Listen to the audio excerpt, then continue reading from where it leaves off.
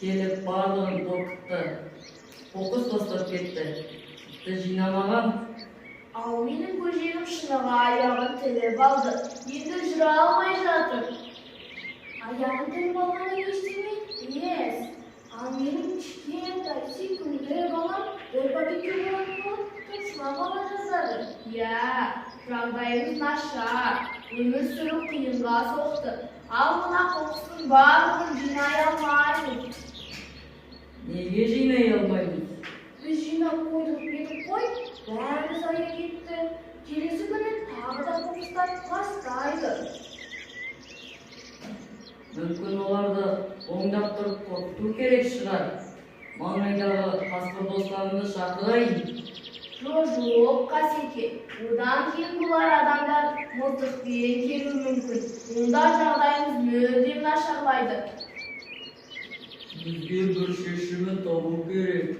Бұлай өмір сүруге болмайды. Адамдар өз қателіктерін түсінетіндей бірдеңе істеу керек. Иә, орманда тек біздің ғана үйіміз емес.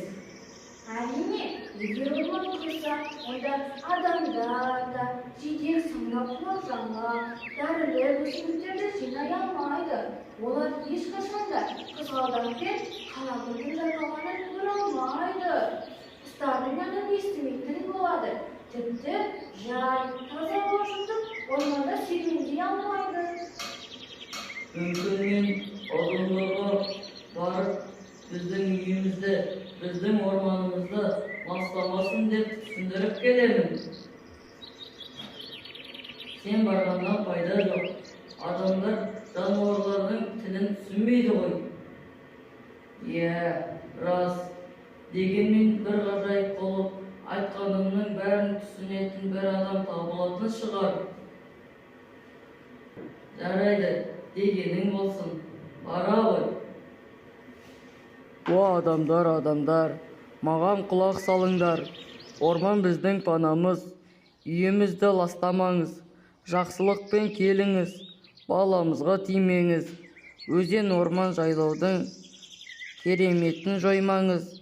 Гүлдерді де жұлмаңыз. Орманда от жақпаңыз. Орманды қадірлеңіз. Орманның көзін құртпаңыз. Сорлы көжегім-ай, аяғым жазылып кетеді, уайымдама. Адамдар-ай, бәрін қоқыстапты, қалай ұрынбасын? Адамдар, айналаға қарандаршы, қаншама көп қоқыс жатыр. Табиғатты ластамай, табиғатты аялайық. Табиғатқа көмек қажет екенін түсінейік.